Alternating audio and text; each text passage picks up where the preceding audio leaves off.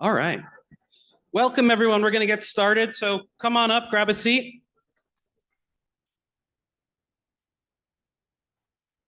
All right.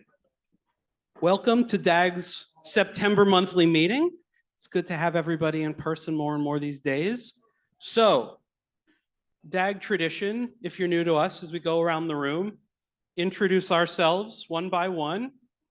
You're going to pop up, speak loudly, keep it concise, your name, and your favorite historic building.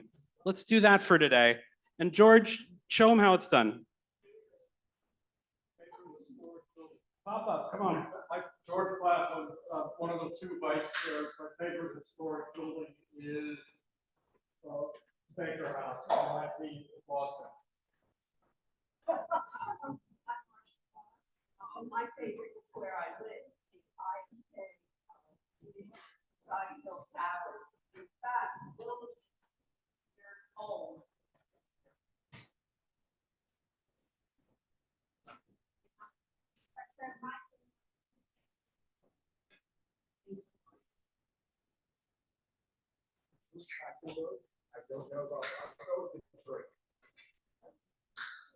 Amy Trachtenberg.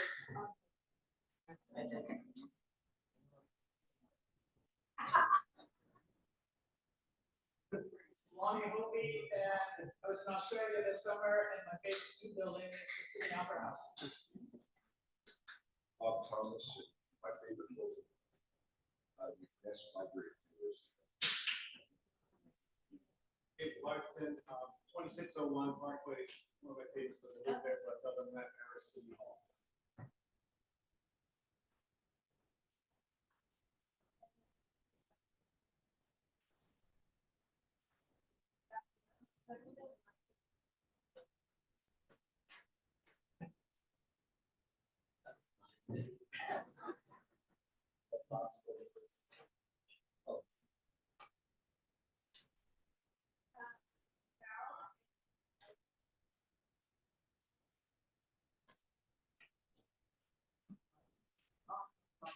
I would say Philadelphia Ball.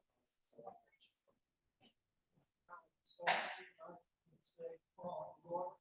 the only one. There's City Hall.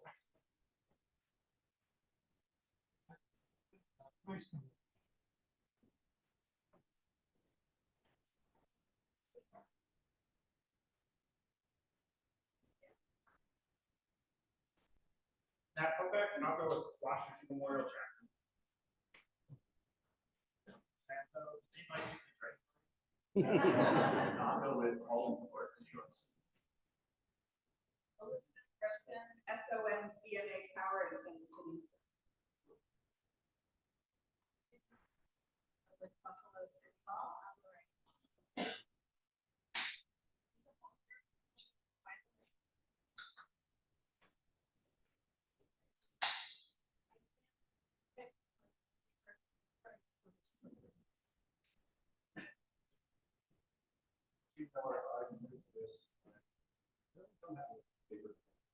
Fair enough.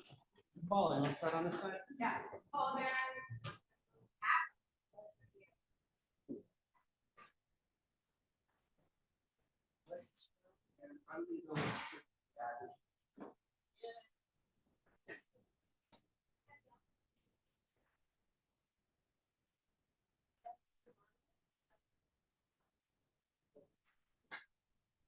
That's what they serve in the central branch of the public library. And I would say the downtown City Hall.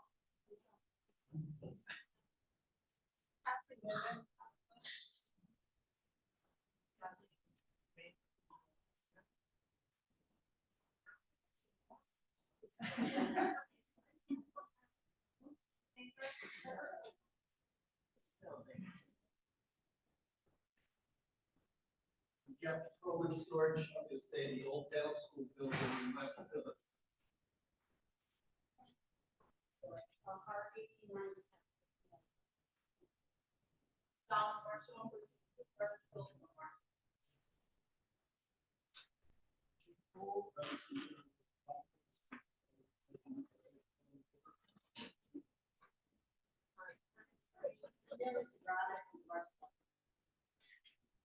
Jeff Turry, my wife Donna and I leave this weekend for Rome. So I'm going to go.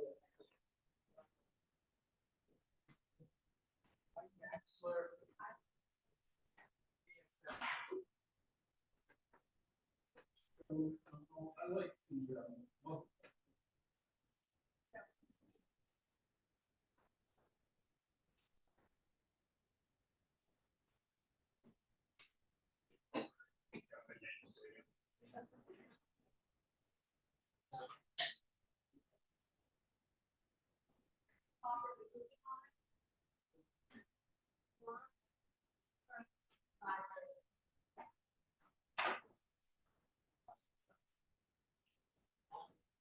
All right, take it to the back.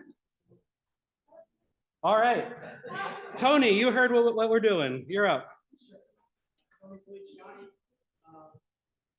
steering wheel this presentation and is my here for everybody. Connor McCauley, I haven't seen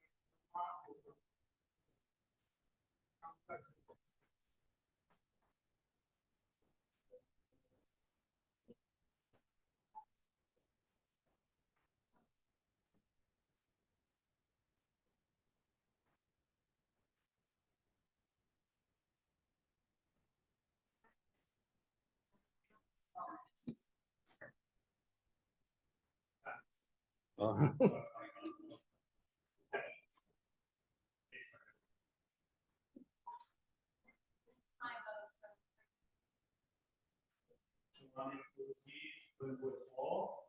And I would just like to say a quick word about the design. Start work with the design program.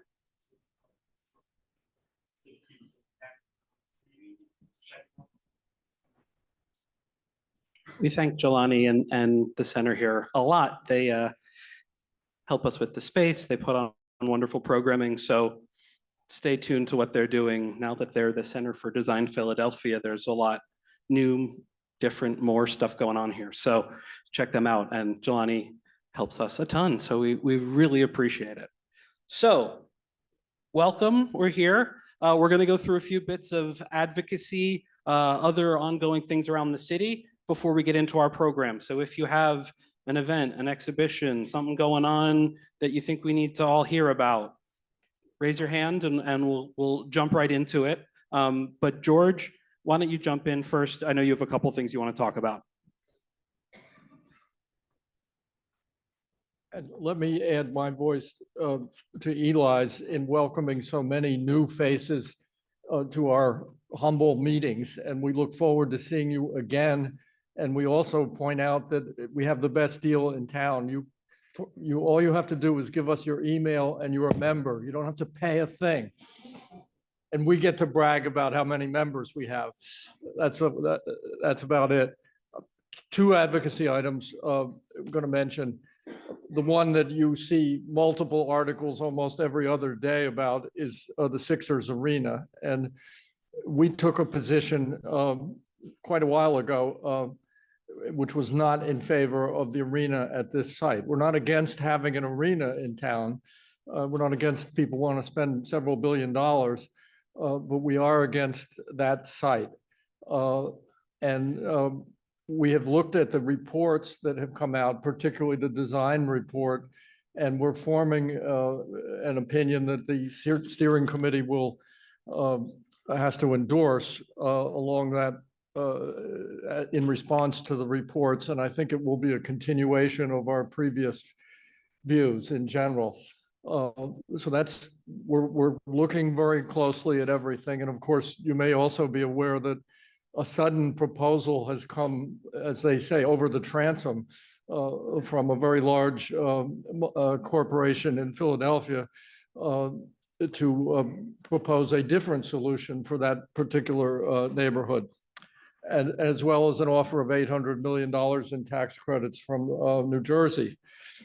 So it's going to be very exciting because it has to go to council and the political process this fall. The second part is Vision Zero. I think the tragic death of the bicyclist on Spruce Street about a month ago has galvanized efforts to really move forward with Vision Zero. And while we're very supportive of it at DAG, we don't have a task force at the moment, and we'd like to invite anyone who's interested in that here to sign up for that. And I'm going to actually ask Eli to tell you what address to respond to with your statement of interest in that. So dagfellow@gmail.com is always the best way to get to us. So. Dagfellow@gmail.com, pretty easy address. That will get to Nika, and just tell her that you want to be participate in a Vision Zero task force. We have lots of other things we're tracking, but I'm going to keep it to that. Thank you. Thanks, George. All right. So yeah, dagfellow@gmail.com if you want to participate in the Vision Zero work. We're also always interested to get involved in pressing issues around the city. So if you think of something where you think DAG should be weighing in or rendering an opinion or being involved in advocacy, let us know, and we'll be in touch, and we'll do what we can. So a few other items. We crowdsourced a wish list of events, designs, other things for 2026. We have a Philadelphia 250 coming up.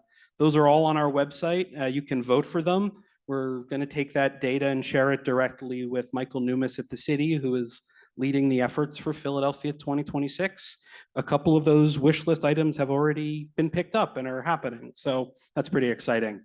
But if you go to our main page and our advocacy page, you can click on that link, read all through them, suggest any more that you have on your mind, and vote for those. Other news. So we're talking about life science and biotech with this latest proposal. Nate, who couldn't be here from the steering committee, wanted to let everyone know Maury Smith was named the new managing director of something that is called Keystone Life Sci Collaborative. So it's a collaboration of a lot of these biotech companies with the goal of making Philadelphia a more desirable and a more seen hub in the region. So they have a director, they have a direction. So I think we'll be hearing more from them as Schuylkill Yards continues to be built out, as the Navy Yard continues to progress, and potentially a third other project. That's a sort of a joke. So one other thing coming up tomorrow, I'm leading a tour for 3232 Henry Avenue. It is an inclusive project with 173 residential units, a quarter of which are senior affordable. It's intergenerational, it's adaptive reuse. It's doing a lot of really cool things. So that's through the AIA. So if you go to AIA Philadelphia's website, we'll be out on site tomorrow at 4 to tour that building. I'll be leading that tour. Would love to see you there if you want to come out. So I'm not seeing any hands. Anyone have anything? Please, Bob. How many people here have heard of that is significantly starting Sunday? But many people have not. And in regard to that, I'll be conducting a tour of the Impact Conference coming in October, but we're live run Saturday,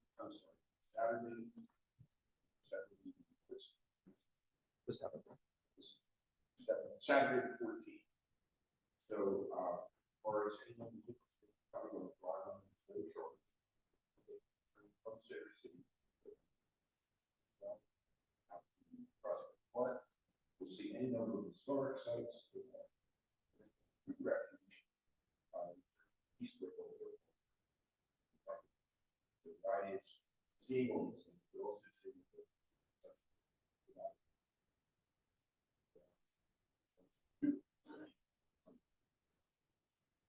right, so your students need to know. Thanks. Yes. Hi, I'm Dr. Santo. I'm the chair of the Delaware Avenue chapter of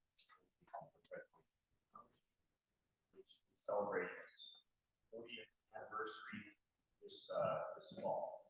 We're going to have a celebration at the Woodlands on October 22nd. If you're interested in attending, some of the people people that have been involved in preservation for the last 40 years. Here in this surrounding area. Citing TC. So now, yeah. Thank you. Any others? Any others as I scan the room? All right, so next up at DAG, we're having Ariella Maron come in from DVRPC. She's going to be, the title is Addressing Urban Challenges from a Regional Planning Perspective. Our newest steering committee member, Patty Elkis, sitting over to my right, is going to be leading that fireside chat, we'll call it, with Ariella. And that will be here on October 17th, 5:30. So same deal, tickets are free. Hope to see you there. We're doing some more work. Last month, we mentioned the increase in the Pennsylvania State Historic Tax Credit value from 5 million to 20 million. Paul Steinke is going to be here later this year. We're still settling on a date to talk about that and talk about other preservation efforts at the state level, locally, and sort of across the board, some of the challenges that are faced, some of the potential places that he wants to take that, and others that are advocating for it are actively taking that. We're working on something sustainability and resiliency focused when Greenbill's in town in November. So more to come, no dates yet, but if you check our website, check our social medias, you'll see all of it. So let's get into it. We're gonna have a Q&A after our presentation, so keep your questions, hang around, and then our speakers are gonna stay after. They're selling their book and posters and just generally chatting and talking shop in the back corner. So they'll stay after, so keep those questions. But with that, let me introduce Kat Kendon. Kat is a steering committee member with DAG, an architectural photographer, so within the trade of our presentation tonight to a certain extent. And she's going to get us started and introduce our speakers. Thank you. I'm gonna use this one. Hey, everybody. It's nice to see so many people here. So little sample of this work up here. This is done, the photography here is done by Chris Hytha, who's in the back here. He's the founder of Highrise Collection. And he's a designer and visual artist with a passion for photography and a degree in architecture from Drexel. So for the past decade, his work has been centered around the built environment, and there's an emphasis on digital editing in his work we'll talk about. So we also have Mark Hauser, who's the writer and researcher for the Highrises collection book. He's an award-winning journalist and a speaker who specializes in historic skyscrapers and stories of architects and tycoons who built them. Nearly 2,000 people have gone on his skyscraper rooftop tour in his hometown of Pittsburgh. So this pair has traveled coast to coast documenting 200 landmark skyscrapers for the Highrise collection book. It features not only the famous towers of New York and Chicago, but also many lesser known architectural marvels across the US. So they have their book in the back, and it's now in its second printing, and it was launched with a Kickstarter and fully funded in 24 hours. Little applause for that. And right now, the work is on display at Chicago Architecture Center, or so they just completed that exhibit, and now it's on display at Detroit's Guardian Building for September, for Month of Design. So I'd like to invite them up to go ahead and talk about their work.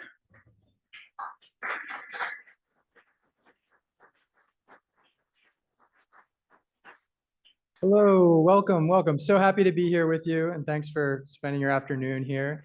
So the Highrises collection, it was 3 years ago, and I had this crazy idea of like, can I document the coolest Art Deco buildings across the country? And really not just Art Deco, but just the skyscrapers that I'm fascinated with. And as a kid, it was going to cities and seeing skyscrapers that got me into architecture. So it's really fulfilling, kind of a childhood dream to get to go and visit some of these incredible wonders. So I'm going to talk about our book. It recently sold out this week, which is incredible. It's self-published. So, it was a big risk to, order 2,000 books that luckily I didn't have to keep in my small apartment, but we had in a warehouse somewhere. But of course, we saved a few for you that you can enjoy here as well. So before I get into the project, a little bit of background. I went to school for architecture. So this is some early work at Drexel. But while I was in school, I developed this passion for photography. And really, I was learning these Photoshop skills in school. And I would just, after hours when I wasn't doing my coursework, go out and photograph the city that I love, city of Philadelphia. I'm sure you're familiar with many of these scenes. And again, going back to this kind of childhood wonder with the city, a lot of my photography wasn't really about showing like, realistic street photography or like documentation photography. I wanted to create this kind of fantasy image of the city that is what like I, as a young kid, saw when I visited Philadelphia. And this just starts to show how these two worlds of mine of photography and architecture started to clash, as these, if you're, in the architecture field, you might recognize them as section perspective drawings that we use to communicate ideas. And I learned about this in architecture school, and then I went out on my own and started thinking about how I could take these photos to show the experience of the subway rumbling under your feet when you can't see it, but it's down there. And I worked professionally in architecture. I was at Ewing Cole here in the city, and I worked in science and technology and was designing, it's not quite a skyscraper, but it's a high rise, right? It's like 12 stories. And I'm going to talk about why this project was influential in a moment. One slide. Oh, thank you. Sorry. So this was that project I was talking about. That brings me to when I graduated architecture school. This was my thesis project. I could talk to you for a whole hour just about this, right in downtown Philadelphia. Market Street and Broad Street lines are kind of clumsy, and there's this network of suburban station and the bus lines, and none of it's really thought out. So I wanted to spend a year figuring that out a little bit and making this dignified transit hub in the middle of Philadelphia. So I thought I was going to go into architecture. I gave myself the summer off after I graduated, and in the beginning I was a little bit uninspired. If you're familiar with finishing a big project, you're left with a little bit of emptiness, the satisfaction of completing it, but now what?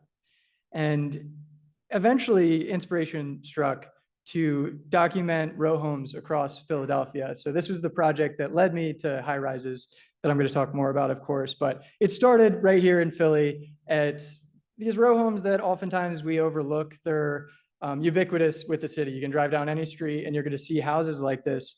But I really wanted to find a way to kind of isolate them and study them and celebrate their individual character. And many of these homes are over 100 years old. So they have these stories to tell, unlike, a building that just got put up by a developer.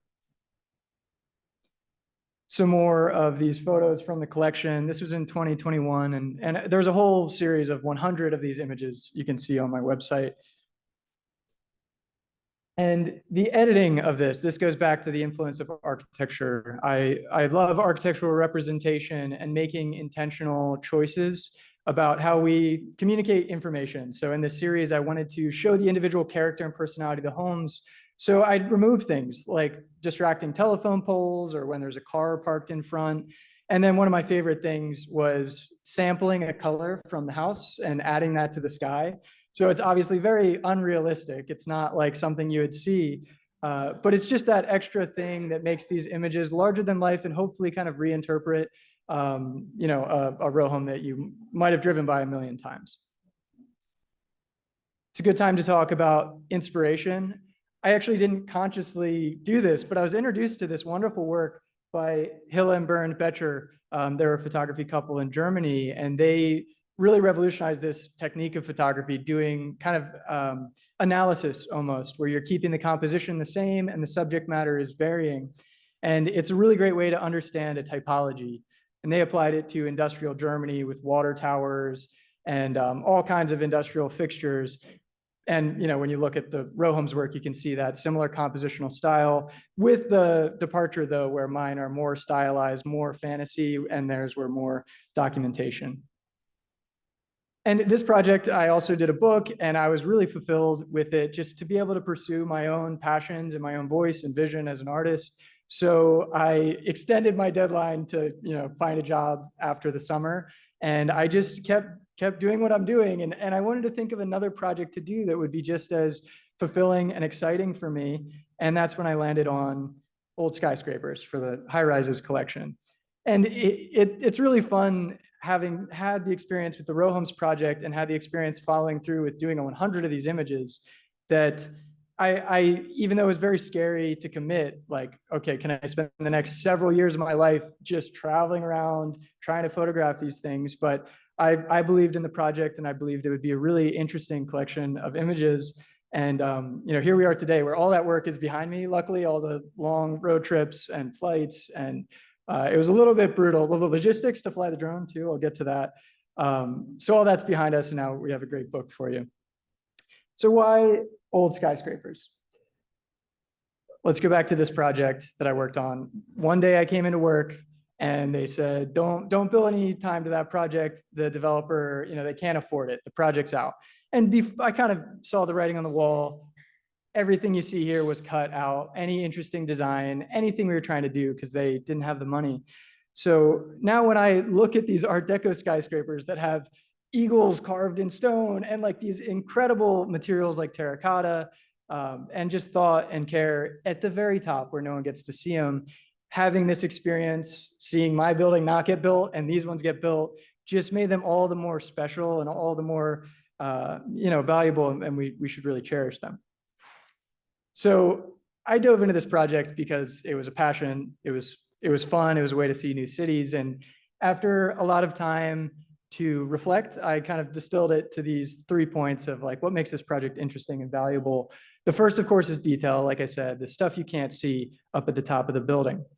And next is discovery. We all know, the Chrysler Building, Empire State, but there are these incredible buildings just scattered across America, sometimes too in just these little towns that you would never, maybe have a reason to visit. But when I would drive up to them or when I would find them, which I'll talk about how I find a lot of these buildings, it's just so out of place. And it's like I don't know if you've been to Allentown, PA. They have an like a 25, 30-story Art Deco building. And it's like, this isn't like a city. I would never expect that. So to explore those buildings has been really, really fascinating. And the third is documentation. Even though my work departs a little bit from Hilla and Bernd Betcher, it still is real photography. These are real buildings, and I'm photographing them in a moment in time. So any cracks in the facade, if the building's abandoned, or if things need to be repaired, or if repairs have been made, all that is kind of documented in this series, in this moment of time. How are we taking care of these buildings? So talking about detail, in the beginning of the project, I knew I wanted to do old skyscrapers, but I thought about, is it the full facade I want to do? Is it a perspective image? Like how do I really want to document this?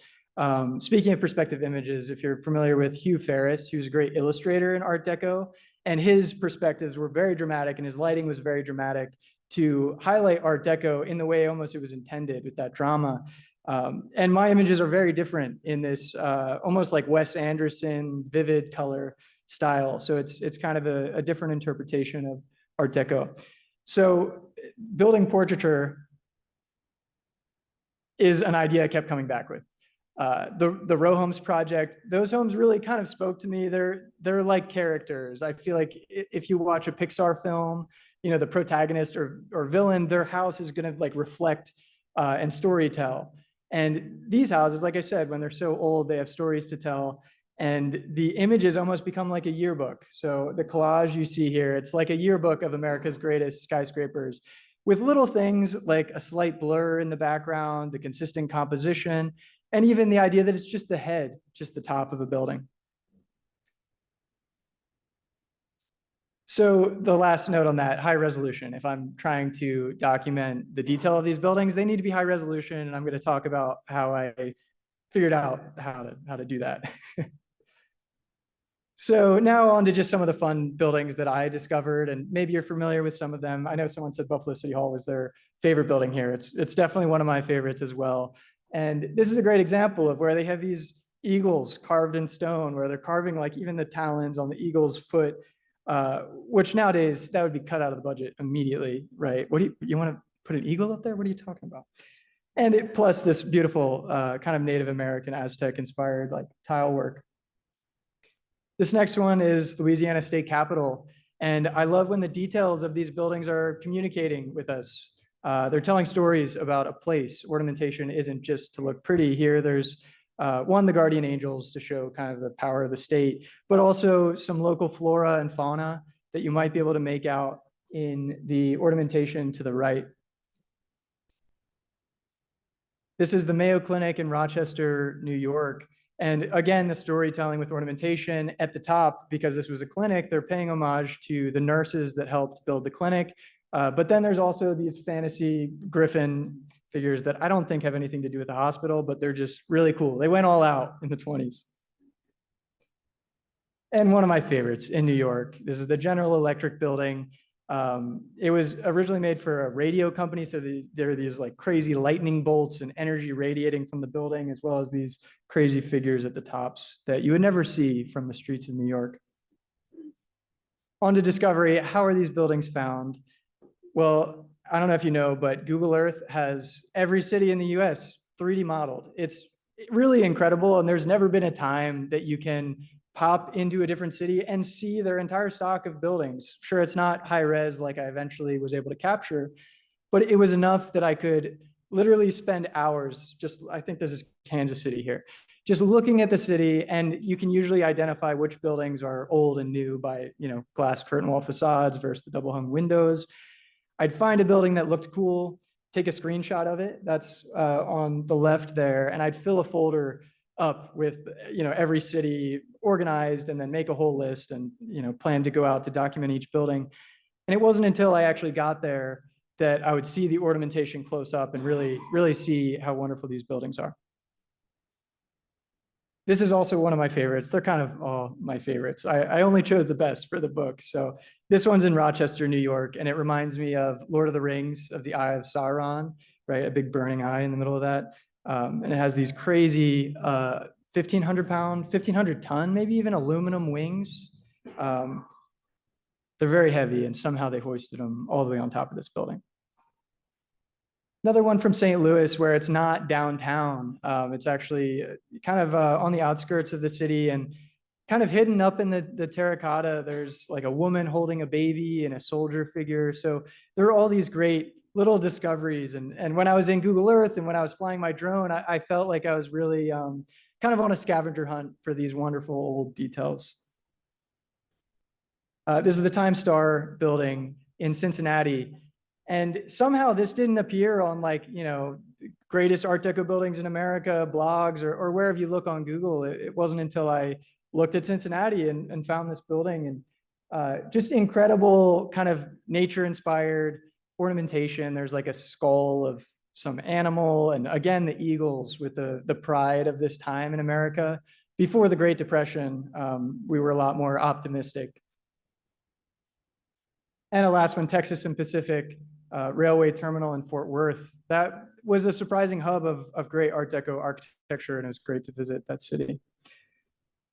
So documentation, like I said, this project finds the buildings at this moment in time. And unfortunately, some are abandoned, but many of these projects are actually kind of ongoing. Like on the left, the Steric building in Memphis, the developer actually reached out, and I helped him recreate some of the historic details based on the old construction drawings from the 1920s, 1930s, which was so cool to see those old hand-drawn plans. And the middle one is from Rhode Island. There's also plans for that to come back, and one in LA that I haven't heard anything about, but there's a lot of buildings that need our help. Many have already gone through conversions, and post-COVID, a lot of these office buildings are struggling to get tenants. So converting these office buildings, most of these were built originally as offices, and they're actually really great to adaptively reuse to apartment buildings or boutique hotels, because they have the smaller floor plates and operable windows. So it's a thing we found later on, that these buildings can really be useful to us even 100 years later. And some apartment conversions, you might be familiar with the one on the left in Philadelphia. Oh, sorry, that's 1616 Walnut Street. There's a couple great Art Deco buildings on Walnut Street. Next time you're in the area, just make sure you're looking up. And the other one's in Richmond, Virginia, and Kansas City. So now I want to show some examples where architects came along later and maybe didn't have these same grandiose visions of what architecture could be, right? Here, I don't know what happened, but I like to imagine that it was some high up executive wanted more light in his office. And the window isn't even centered, right? It's this gorgeous old Gothic stonework that's entirely ruined. So too bad. Yeah. This is another one. This is in San Francisco. I don't know what happened there. This one I equate to like a modernist tumor that just kind of emerged. Again, the window's not centered. Feels personal at this point. They have something to prove. Another example, this one isn't quite so bad. Has some redeeming qualities. This is the Levesque Tower in Columbus, Ohio, a beautiful building. And when I looked at it, for one, you can see the middle image, these guys are missing their heads. There's like guys marching around with a flag. And on the left side, I've studied these buildings and I've gotten to know and appreciate what these architects did. And something about that looks very wrong, right? That kind of arched window and something's not right. So I did some digging, and there used to be this incredible sculpture work on the building that I think it was struck by lightning. It was falling off the building. They had to get rid of it, unfortunately. But just take a moment to find the people in that middle image and then see that same sculpture up on the building. So just the vision of the builders and architects in the 1920s and 30s to dream, like skyscrapers were a new thing. No one knew if you could lift, that's the size of the Lincoln Memorial. Like, you want me to lift that to the 30th floor? So they're learning all this stuff as they go. And it's just so impressive what they were able to do. Another redeeming one, this is in Syracuse, New York. And you can see they made an effort where maybe if you were on the ground, you might not notice that there's this new antenna work, but they put up like a screened brick pattern to try to hide it, which maybe the Historic Preservation Board made them do that. So it's something, but from the drone, I definitely caught them. Speaking of the antennas, just another way these buildings change. Back to the analogy of the building portraits, I like to equate this to these buildings growing hair over the years. I don't know why, right? It looks like a hairdo and they're just covered in antennas at the top. So how are these images made? I said I wanted to capture this detail close up. And well, I thought about doing it with a helicopter. That sounds really expensive, fun, but expensive. From adjacent rooftops, probably a logistics nightmare. And also sometimes a building doesn't have a great rooftop that's at the right level and so on. So the solution was drone photography. Some people ask me if I'm a drone photographer. No, this was like a means to an end. I had a vision for this project. I explored a lot of ways to accomplish it, and the drone was the best way. So I had to get licensed. I had to study for an exam, go to a testing center, learn all about airspace in the United States. And if you're flying in a city, you have to oftentimes request clearance from like the air traffic control towers, which that's also a logistics nightmare, but one that I was willing to tackle. So let me walk you through the process making an image. First, this is the carbide and carbon building. It's on the cover of the book, one of my favorites. It's just really unique and a really cool building. So first step, what facade do I want to shoot? Most times I pick the narrow facade because that means I can get closer up to show more detail. And I'm also thinking about the direction. This is the east facade, and I want the sun to illuminate that facade or illuminate it from the side. But I learned the hard way that backlighting is no good. You get chromatic aberrations, the sky is all blown out, the building facade's dark. So that was a limiting factor. Sometimes I would have to wake up for sunrise. Many of the times I had to. In Chicago, they required me to wake up for sunrise for every building I documented because there's less people and traffic on the street. So my drone only shoots in landscape orientation, but these buildings are tall and narrow. I need a portrait image, and I could just crop, but we lose the detail. So I realized that instead I could fly a little bit closer up and scan the building, almost just like a document that's getting scanned, just floor by floor, taking images, and then manually I can add these together in Photoshop. It's a very tedious process, manually aligning all the verticals and correcting any perspective. Each image takes I've probably spent as long as 10 hours on an image. You can see that the background gets all kinds of messed up. And this is because of the changing perspective. As the drone is flying, the horizon's changing. So that has to go. And then I have another background image. I kind of refine the technique over time to get the background image I need, and also a sky image. I developed a whole catalog of great skies from all the sunrises that I woke up for. And then the fun part is where I get some creative liberties of local selections. So like a global selection, if you're editing a photo on your iPhone, it's like moving hue or saturation. It changes the whole image. But what I like to do is local selections. So I can select out just the stonework, just the gold details, just the sky, just the shadow side or light side. And I can really craft the image to basically help the building read. In this example, you can see the sun is kind of washing out the dark green stone. So I try to rectify that, make the gold really shimmer and pop. And then another thing is lighting. You can see that I'm adding a little bit of shadow on the left and light on the right. Because the images are flat, this lighting helps you read the three-dimensionality of the building. And that's how we get these great detailed images. The exhibition was set up here about a year ago, and I wish you could see the big format canvases. But for now, the book will have to do, and online you can zoom into the images, and you can see every crack in the stone and where they have fixed things up and replaced things. Speaking of exhibition, it was just up in Chicago, and we just moved it to Detroit. And just another note, I built this model of the building I love, just as a way to pay homage to these designers. I've studied these buildings, I've looked at them, I've visited them, and to recreate a scale model of one was just another way I wanted to pay respect to what they did for our cities. And I also made these smaller versions that are like little light fixtures that you can put in your living room, which I thought was fun. Just a final thing to leave you with. AI is like a bit of a touchy subject, and a lot of people are upset that it's stealing work from artists, and I think that's a valid concern. But at the same time, it's this wonderful new world where more people have the ability to create things.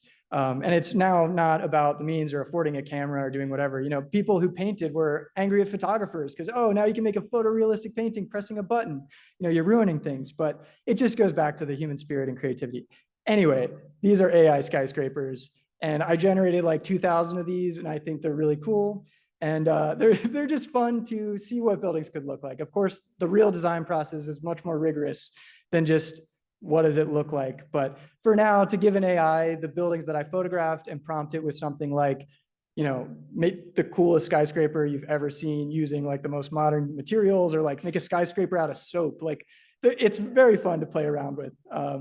So I hope you enjoy those. I'm going to bring up Mark now. He's been a partner on the project. I knew I wanted to work with a writer to tell the stories of these buildings as well, because just seeing them isn't everything. So with that, here's Mark. Thank you.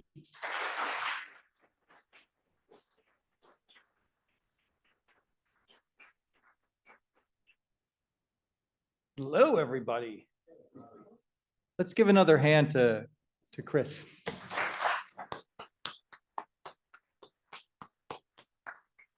So I've been delighted to be in partnership with Chris for this project, the Highrises collection, not only because the images are so fantastic, but also because he's from Philadelphia and I'm from Pittsburgh. And really, we need to have more of these, cross-state unions, let's call them. Well, my daughter, for instance, is engaged right now to a guy from Philadelphia. And so how about that? Good news, right? So I call them, my pet name for them is, I like to combine both of our mutually unintelligible slang. So I call them Yins Johns. But anyway, it's wonderful to be back here in Philadelphia and here in the Center for Design, Architecture and Design, and to be with the Design Alliance. As Chris mentioned, it was less than a year ago when we launched our book right here in this very space. And as he mentioned, we just ran out of books.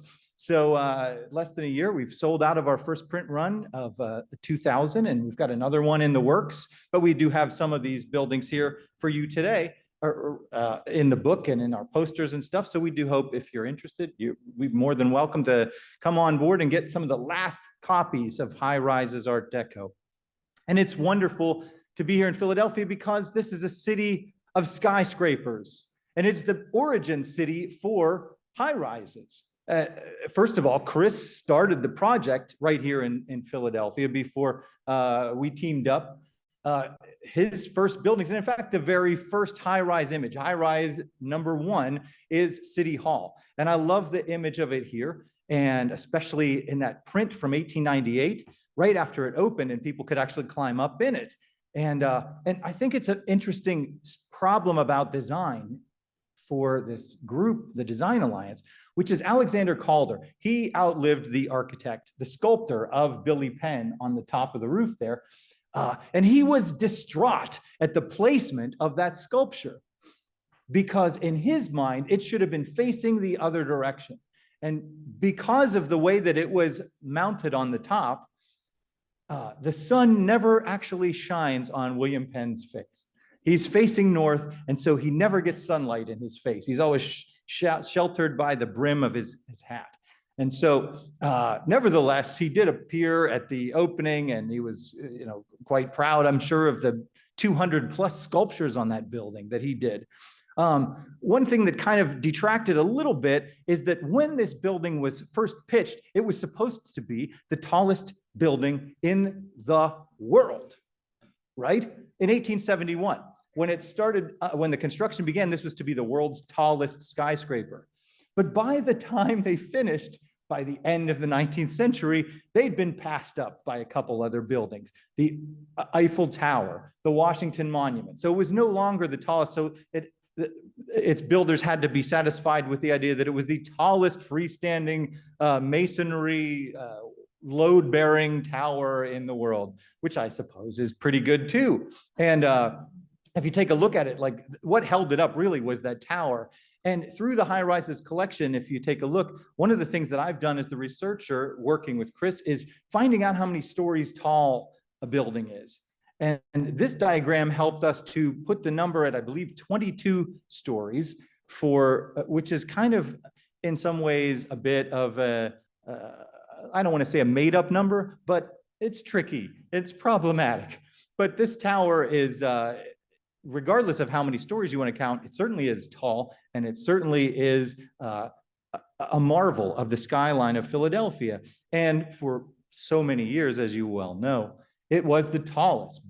William Penn's hat was the tallest spot in all of Philadelphia. There was something that called a gentleman's agreement, where everyone kind of mutually agreed, not enforceable, only through the code of gentlemanliness, that no one would build anything taller than William Penn's hat.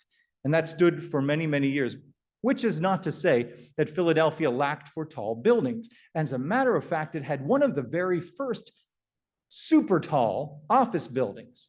And that, from 1851, was the Jane Building, which stood on the grounds of what is now the Independence Historical Park.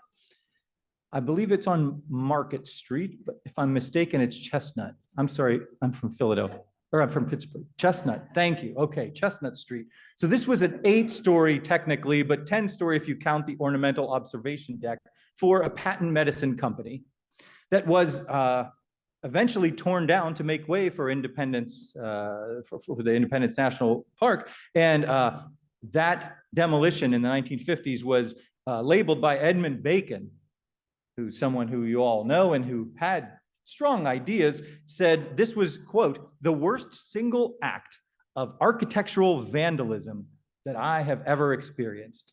So sadly, though we do get to enjoy that park, we'd miss out on a building that was 10 or 8, depending on how you want to count it, stories tall in 1850, which has to be the tallest office building in America at the time. And one of the reasons it's a super tall, in my view, is that there were no elevators then. And so anyone who was on the 8th floor of this building had to walk up 8 flights of stairs. Meanwhile, in Chicago, a city that does not lack for self-confidence, this is 1891. So one of the 2 places where skyscrapers really came to fruition. The headline says, Chicago's big buildings. one of the many things at which we beat the world. Nice phrasing. I love in the research looking at these old newspaper articles. I was once a newspaper reporter myself, and sometimes it breaks my heart to read a time when newspapers were so powerful that they could actually sponsor skyscrapers. But anyway, you see many of the super tall buildings that were in Chicago. In fact, at one point in Chicago, they, like Philadelphia, in fact, more formally in law, in ordinance, placed a limit on the heights of their buildings. Due to the worry that an office glut would ensue if they built too many skyscrapers, and that the commercial real estate rates would plummet. And it was the midst of a depression in the 1890s, so they had some reason for that. In New York, however, they ran away with abandon. So that was soon the home of every tall skyscraper. And this is one of my favorite images. It's a vision of the future. On the left-hand side, you see from 1908, a famous publication, King's Dream of New York. So that's what they envisioned in 1908, the future holds for skyscrapers in New York City. And you can see the skyscrapers look pretty old-fashioned, but they certainly are jamming the streets there, and you've got these air bridges, and above them, I love the Zeppelins. And on the right-hand side is a postcard from my collection of antique postcards, which sort of got me one of the first entries into this field of old skyscrapers. America's first skyscrapers is an image from a postcard from about 8 years later. And you can see there's been a massive technological advancement in less than a decade, which brings home how much of a change these people are experiencing at that time. But it's not the buildings, it's the airships. So now, if you're going to fly to the Panama Canal, as some of these are labeled, you're going to fly in some kind of giant bat contraption rather than in a Zeppelin. But still, the skyscrapers, they think, are going to look about the same. Now, imagine, I said that these folks were going through a lot of innovation quickly. And that's the thing I like to bring home to everybody, is that skyscrapers are an American invention that radically changed not just New York, not just Chicago, not just Philadelphia, but really every city in the country, and eventually became, the dominant motif of cities across the world, what kind of skyscrapers you have. But here's New York City in about 1910. And this is just to give you some idea about what these folks were seeing in the course of a couple of decades. This is the tallest skyscraper in the world in 1890. That's Joseph Pulitzer's World Building. Here's the tallest skyscraper in the world in 1899, the Park Row Building, almost 400 feet tall. And then in 1908, the Singer Building, and that's 600 plus feet tall. And then in 1912, pause for gasping, the Woolworth Building, which is a Gothic skyscraper that really suddenly just, you can imagine how much it must have blown people's mind. This building is over 50 stories tall, more than 800 feet tall. And it led to some backlash, such as this fellow right here. He says, and this is a story in the New York Times in 1912, "Are American cities going mad architecturally?" And by the way, that's Ernest Flagg.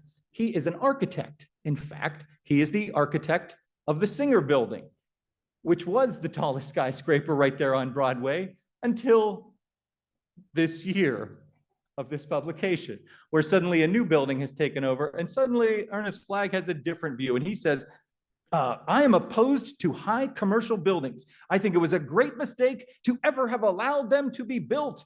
They disfigure the city, shut out the light, dwarf into insignificance all the other buildings of the town. I regard the whole thing as an ill-advised experiment."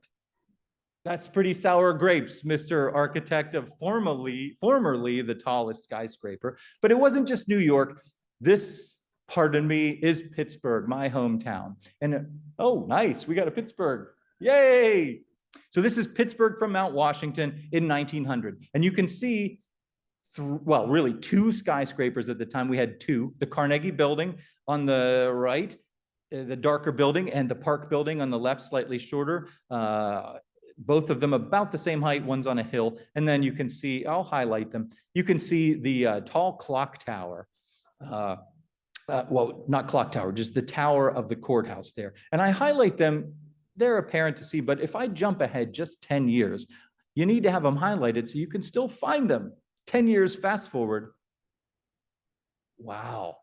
Where did they go? That's 10 years in Pittsburgh. And that's just Pittsburgh. Every city in America was going through this transition, and it was rapid.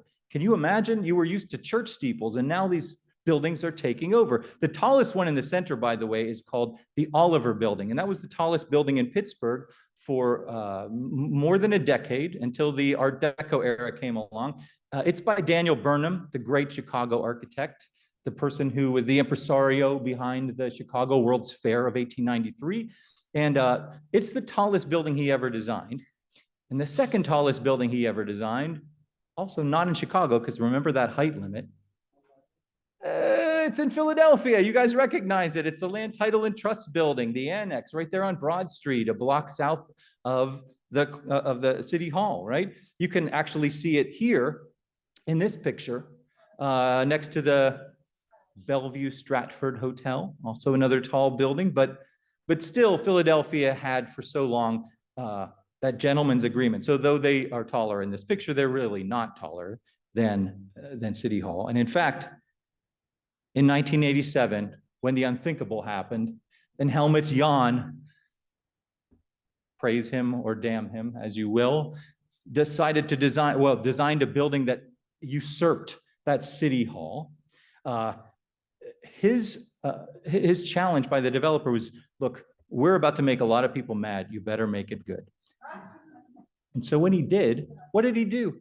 He decided to model his new postmodern One Liberty after the Chrysler Building, because he thought the Chrysler Building is the quintessential beautiful skyscraper everybody loves. It's Art Deco. And Art Deco is the subject of Highrises, Art Deco, the book, and frankly, the most popular of the skyscrapers that are in the collection. Everyone loves Art Deco. And so a little background story of where Art Deco comes from. Maybe folks know that Robert McCormick, the publisher of the Chicago Tribune, in 1922 had a contest to design a new headquarters in Chicago for his newspaper, humbly called the world's greatest newspaper. And that $100,000 prize attracted more than 200 entries from around the world, architects across America and around the world. And the winner was this one, this drawing by Raymond Hood, working with John Howells, a New York architect. Raymond Hood used as his jumping off point one of the towers of the cathedral in Rouen. So you can see it's the one on the right. It's the Butter Tower, they call it, but he used that as the model for a Gothic skyscraper. Now, Gothic was the prevailing style of skyscrapers in the teens and the early 20s. There are a lot of Gothic skyscrapers in Chicago, and so he wanted to follow this trend. In fact, the Woolworth Building is Gothic, but there were a lot of other entries in the contest, and several of them were quite modern. And in fact, the one that came in second was by, many of them the modern ones were from European designers. And the one that came in second place was by a Finnish designer, architect named Ailiel Saarinen. And that's the one on the left. And many people thought that should have been the winner. And though it was only second prize, Ailiel Saarinen became a very popular and respected architect. His son, Eero, did quite a few modern designs in the 60s. And that building that you see on the left, never built, became kind of like the prototype for what Art Deco skyscrapers should look like. For instance, here in Philadelphia. So I want to start with one that I'm sure is near and dear to your hearts. It's the Architects Building.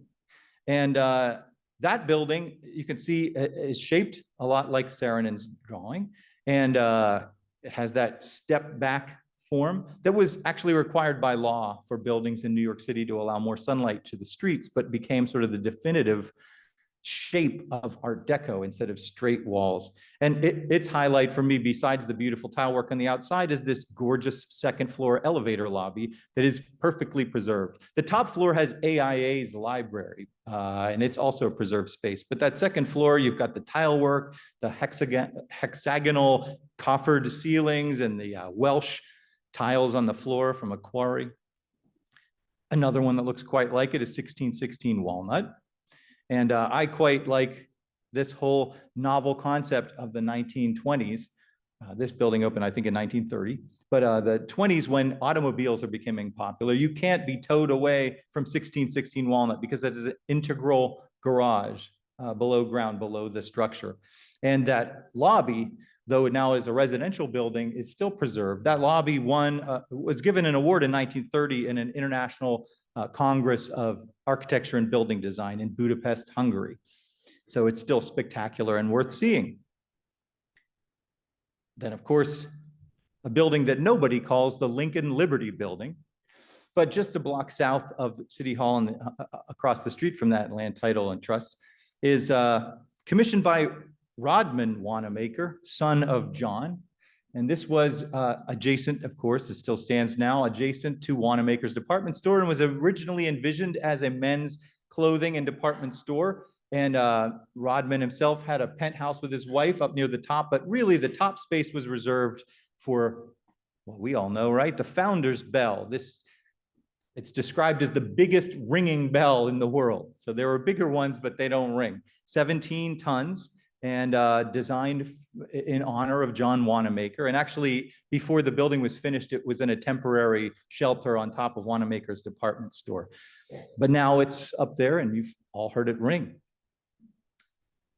Why is it called Lincoln Liberty? This is the reason. That's the Lincoln Building and the Liberty Building, which were next to each other on that block. And in fact, probably some can say that first one on the left, the Lincoln, originally called the Betts Building after a wealthy brewer, was the first skyscraper officially in Philadelphia. Now, we can argue about what counts as a skyscraper, but certainly it's giant, right? And what I like, there's a picture of Betts there you can see, but what I think is more interesting, that such a great image that I zoomed in and saw, this one opened in 1891, and what's on top of it? Well, William Penn. So even before the tower was completed for City Hall, we already had a statue of William Penn way up in the air. Here we've got the headquarters of WCAU, so the birthplace of CBS Radio. Now it's an Old Navy store, I believe. But this is a gorgeous Art Deco, and we just added it to the collection. I think it's number 199 out of 200.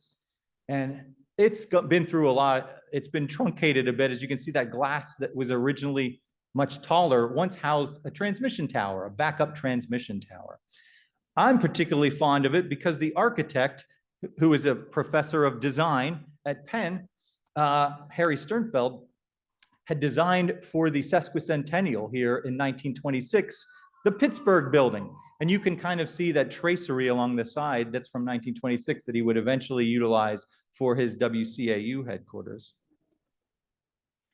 Now, here we have a beautiful exemplar of a new kind of architecture. So Philadelphia, not only a great place for Art Deco, but this is the world's first international style skyscraper. And it opened in 1932.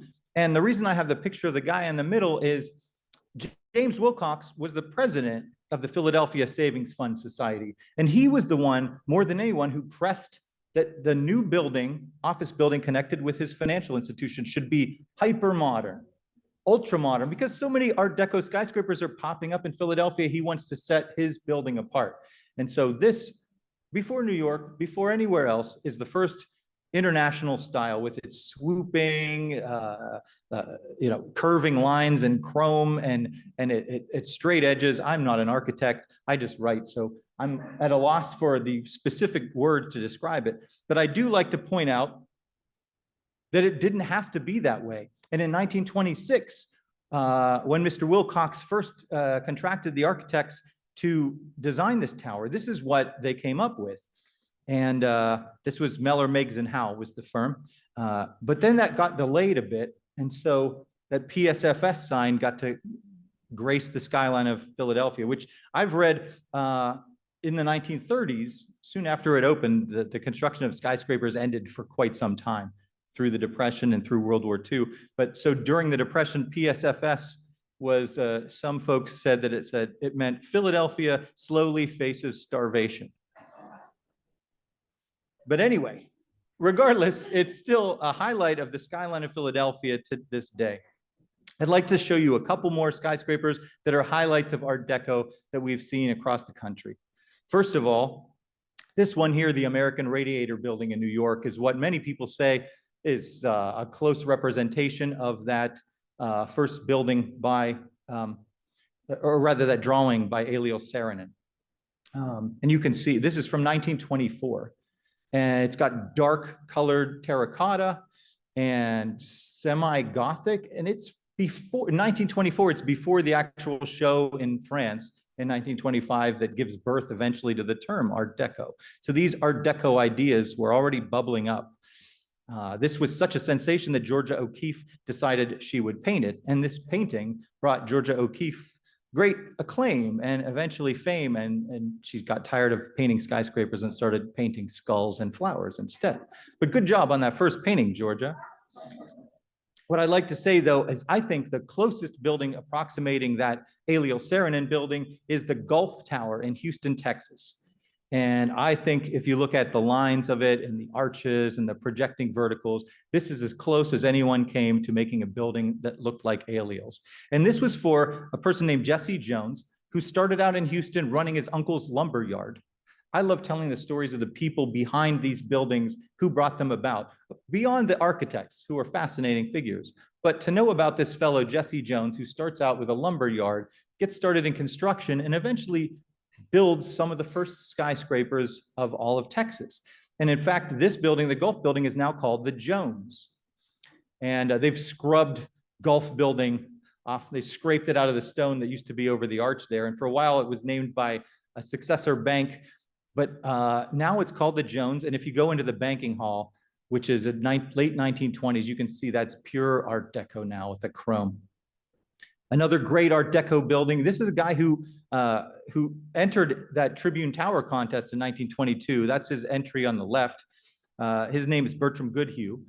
He didn't win the contest. People said, good job, nice look. But he had won a contest already in 1920 for the world's or the country's first skyscraper state capitol. And that building you see there is in Nebraska. So when we talk about flyover country, we should maybe take a step back and realize they do a pretty good job there in flyover country too, particularly with Art Deco. And it is spectacular inside. In fact, one of the reasons for that is that Goodhue hired for his interior designer a brilliant muralist and artist by the name of Hildreth Mayer. And she is best known now perhaps for her work on Radio City Music Hall. But her first big project is the Nebraska State Capitol building. And the ceiling murals that she did in mosaic are all colorful images of civic virtues. And the floor is all the story of evolution. And you've got to give a hand to Nebraska for these beautiful, almost, they look like graphic novel illustrations of creatures that evolved in the land that eventually became Nebraska. Because in the 1920s, evolution is a controversial subject. Thankfully, we live in a time where it is no longer controversial.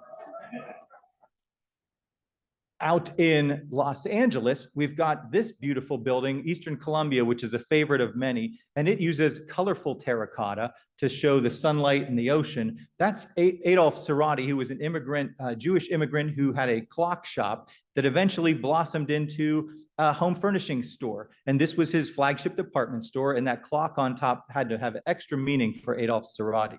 But what I especially like about it is that in Los Angeles, they also have had for a long time height restrictions like you folks had. And so they didn't want to block the sunlight from the streets and the sidewalks, their beautiful California sun. So you could only go about 13 stories tall in downtown, but if you made an ornamental tower, they'd let that slide. So the whole clock is hollow, and that is my evidence of that. Now up the coast in San Francisco, at the Pacific Bell Telephone and Telegraph, this is by a local architect named Tim Pfluger, who did lots of great skyscrapers in San Francisco. This one was made to look like the Sierra Nevada mountains. It's his first. And he was quite inventive because he started out doing film cinemas and grand movie palaces. So he was very inventive in terms of his interior decor too. So you could see this is Chinese decorations inside. And in fact, he was a regular patron of Diego Rivera, who made a mural in the 1940 Treasure Island, the San Francisco Expo. And you can see in the upper left a picture of that building we just looked at, the Pacific Bell building, as well as another one, 450 Sutter that he did. And you can actually see Tim Pfluger himself. He's the guy right in the center, older looking gentleman in a brown sport coat, in danger of getting his head chopped off by someone. You can also see Charlie Chaplin, Mussolini, Hitler, and Stalin, if you look carefully. It's quite a mural, but I mean, that's Diego Rivera. Chris mentioned we are now exhibiting in Detroit in this wonderful building, the Guardian building. And the architect there, Wirt Rowland in Detroit, is another genius of Art Deco, and someone who really didn't practice outside of Detroit. But if you live in Detroit, there's some beautiful buildings by Wirt Rowland. And he also worked with, well, he said, first of all, for the colors, that he was inspired by Antoni Gaudi of Barcelona, and you can kind of see it if you look. But those inventive carvings are by an Italian sculptor he employed for all of his commissions named Corrado Parducci. And all the tile work is by Mary Chase Stratton, a neighbor of his who had her own pottery. And look inside. Isn't that fantastic? That's the elevator lobby. Look, it's like, I've called it the throne room for the Queen of Legos. And if you look on the right, you can see the Highrises exhibition, which is now underway. Oh, I got ahead of it. Oops, I'm sorry. Yes, well, there they were. And now we're right. Okay, sorry. That was Mary Chase Stratton. Thank you. That was Mary Chase Stratton and Wirt Rowland in the last carving. Sorry, I got one ahead. There's two images here. Ooh, whoops. I want to show you one more beautiful, no, two more. This is one. This is when we were asking before our favorite historical building. I have to say mine is Buffalo City Hall. So who said Buffalo City Hall before? I'm your ally. I agree. It's my phone screen. It has been for the last 2 years. But this is a marvelous building. It's also very colorful architecture. And unlike many of these buildings, you can go inside. No one asks you what you're doing there. You can get in an elevator and ride up to council chambers. You can go on the roof and take a look out at the lake, and you can see the mist from Niagara Falls. It's wonderful. This was a not well-known architect that they chose, a local architect. They made the right decision. And he brought on a sculptor, Rene Chamberlain, who's done lots of New York architectural sculptural work, including these eagles that Chris is very fond of. But if you go inside, even better, right? Like that last one, the Guardian building was Crayola headquarters. This one has the colors, but it's kind of ominous. It's like a Batman villain's lair, right? So these strange, blocky Art Deco sculptures, and best of all, murals. And the murals are wacky. The murals are crazy. This is Lady Buffalo. She's on her throne. She's luminous and numinous. And people are bearing gifts to her. And you can see there's a muscle-bound aviator, shirtless aviator, handing her his plane. And people are, so the wonderful murals inside. And frankly, I must end with a beautiful building from Chicago, the Carbide and Carbon building with its golden spire. Now, it's often said the building was it was made in a dark green color because the company, a New York-based chemical and carbide company, so they made like the main tenant made acetylene torches. But it was working with industrial ovens and gases and stuff. So anyway, I think it looks a little bit like an acetylene torch, that golden thing shooting out of the top. Folks say that it looks like a champagne bottle. And in fact, that's the color, that green color was requested by the company because they wanted that champagne bottle color. And it's a beautiful image, and you'll recognize it from the front of Highrises Art Deco, our book, which we may have mentioned before, but we're delighted to let you bring home a copy of it. And we also have this wonderful Art Deco poster. But let me end by saying, please, for totally free, you can go on highrisescollection.com and you can see these images, zoom in, and read the history and learn about 200 buildings across America, Art Deco and older. And please take It's an easy way to burn an entire evening or more. So please share this with the people that you know. And you can see buildings like the Drake and there's about 16 skyscrapers from Philadelphia alone. And there's even a little sorting thing. So you can say, oh, I want to look at just the Philadelphia buildings, or I want to look at just the Art Deco, or just the buildings from the 1910s. So you can have a blast with that. But with that, I want to thank you all for coming and welcome questions.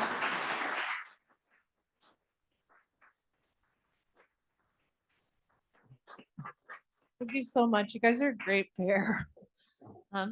So I saw so many people pointing and taking pictures, so I'm positive there's some good questions here, but I'm actually going to kick it off with one for Chris, if you don't mind. Can I get you up here? I would just love to hear a story of a shoot that went wrong, and maybe you guys were together, I don't know, but yeah. Yeah, okay, first off, one drone, 200 buildings, never crashed, same drone, no replacements, right? But I did have insurance. But one time I was in Detroit, I was with a friend. Side note, whenever I went to these cities, I like reached out to people or put it online and met up with strangers on the internet, which my parents told me not to do, but it's worked out really well. Anyway, I used his drone battery. Same drone theoretically should be fine. I sent it up about 100 feet and it just started drifting, no control. So I'm just running through a park.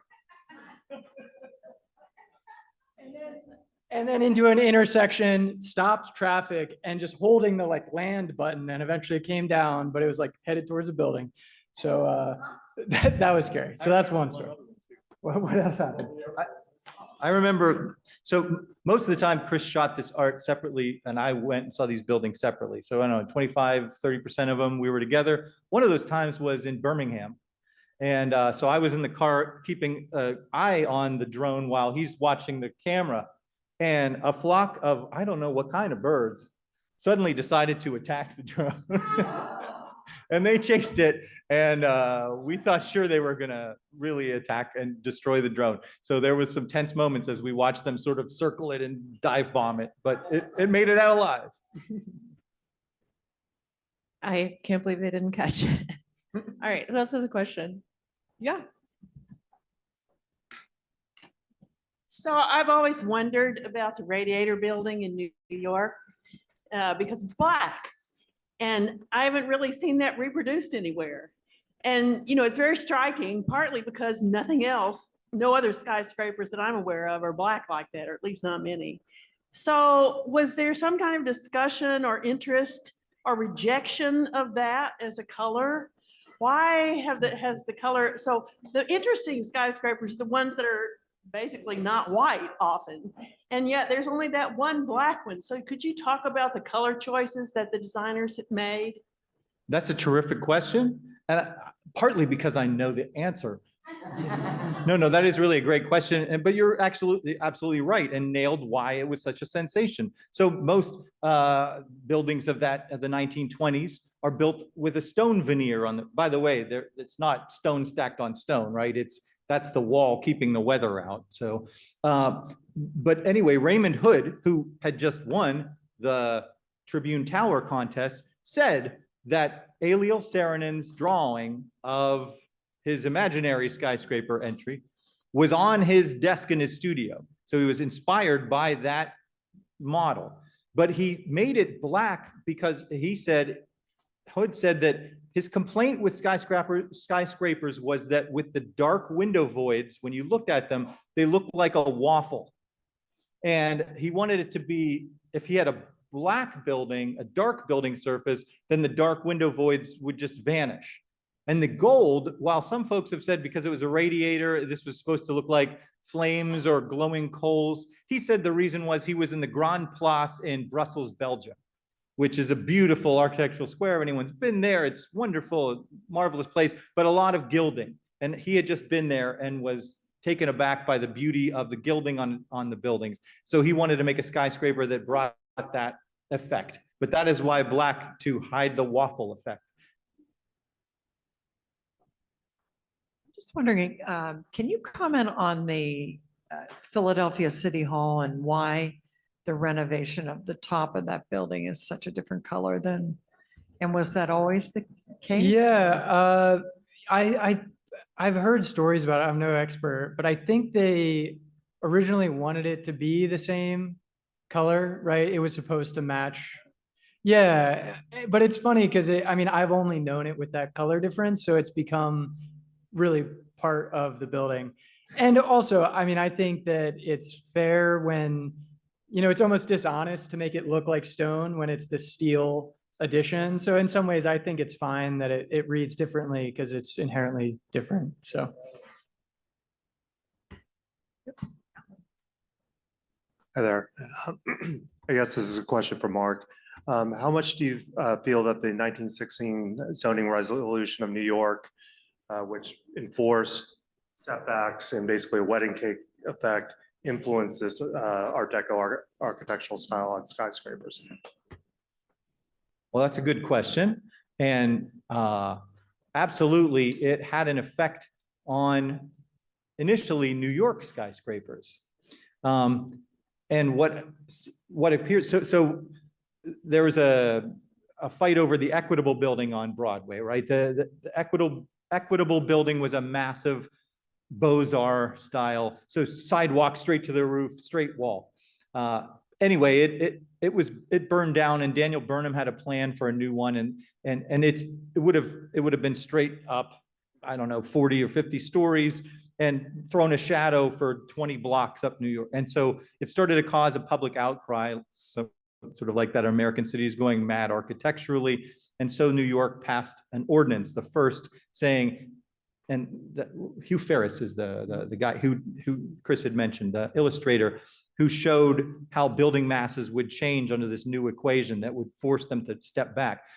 But because it was in New York, even cities that didn't adopt the same kind of light preserving ordinance still liked that shape. And so people like Saarinen incorporated it into his design for Chicago, though Chicago did not have a rule like that when this contest was held. But many cities did eventually incorporate it, but it just became the look of an Art Deco skyscraper because so many emerged in New York at first. Anybody else? Yeah. Thank you for a fascinating presentation. Do you know what is inside the decorative tops of some of these buildings? Like, are they actually used as public space, as apartments, as offices, or just vacant? Or like, I'm sure each one's different, but can you comment on the use interior of the decorative tower types? Yeah, it's kind of fascinating because we don't really do it anymore. I think buildings today are in some ways more honest, where if it's a utility penthouse, they just have like a screen or something. But like the Drake that's up here, for instance, the Juliet balcony kind of in the middle of the image is the last occupiable floor. And then everything above that is like elevator rooms, and the very top is a water tower. So I think our buildings today still have that, but we don't lie about it. You know, when you look at this building, it looks like there's a tiny little apartment up at the very top and a little balcony. So I think it was just like a different approach in, you know, how we want to make our buildings look. These buildings make you think that there's floors that don't exist, whereas our buildings now don't do that so much. Just a comment for people who don't know, you can go in the top of City Hall, and especially when the time changes and sunset's early, you can be up there at sunset. So I think they close tours at 4:30. Recommend if you haven't done. Again, thank you for the presentation. You picked out 200 buildings. There must be 2,000 runners up. Are you going to do any follow-up or anything? So each of those runner-ups must also have a story. And I'd like to say one thing. You talked about an 8-story building and there was no elevator. I'm also from Pittsburgh. I went to the University of Pittsburgh. I see you don't have the Cathedral of Learning here. It's in the book. But when I went to school, the computer was on the 7th floor. At a class change time, it was a terrible long wait to use the elevator. So I used to just go up and down the stairs, 7 floors, and didn't think anything of it at the time. So maybe 8 floors wasn't such a big deal back then. Maybe people were in better shape. Yeah. Yeah, I mean, on the note of runners up, it was hard to filter it down. Sometimes it was because they were too wide, because I wanted to keep the aspect ratio. Other times, maybe they just weren't interesting enough, and that's a very subjective thing.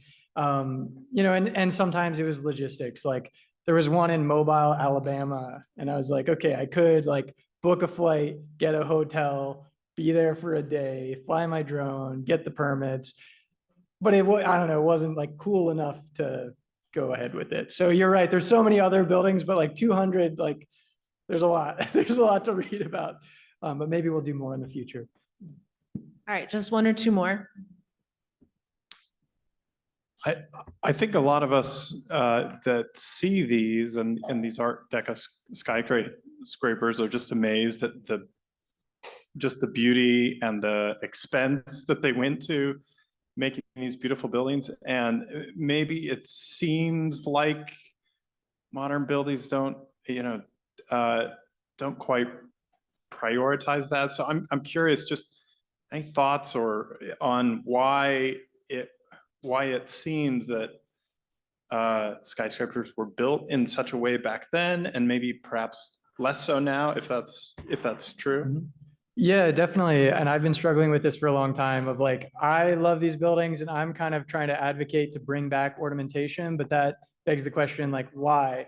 You know, we only have so much money to spend, so why not put that into our finishes or, you know, any number of places? Why it happened then, I think labor was cheap, materials were cheap.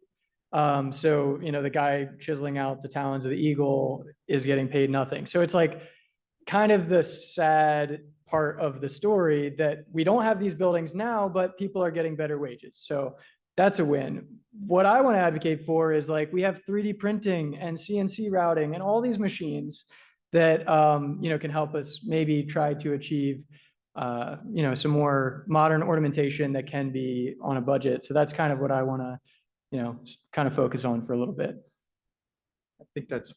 I just want to throw a quick addendum. Chris is absolutely right. Another thing that occurs to me that I think is really wonderful about these Art Deco buildings is it seems that there's kind of consensus now that they're wonderful, but that is not universal through time. In the 1960s and the 1950s, when people started making straight up file cabinet skyscrapers, it wasn't only because it was too expensive or what, it had a lot to do with fashion, with people deciding that's wrong. You should not put ornamentation on your buildings. Your buildings should look basic and austere and simple and modern, and that is how buildings should look. And the Chrysler building is trashy. It looks too gaudy.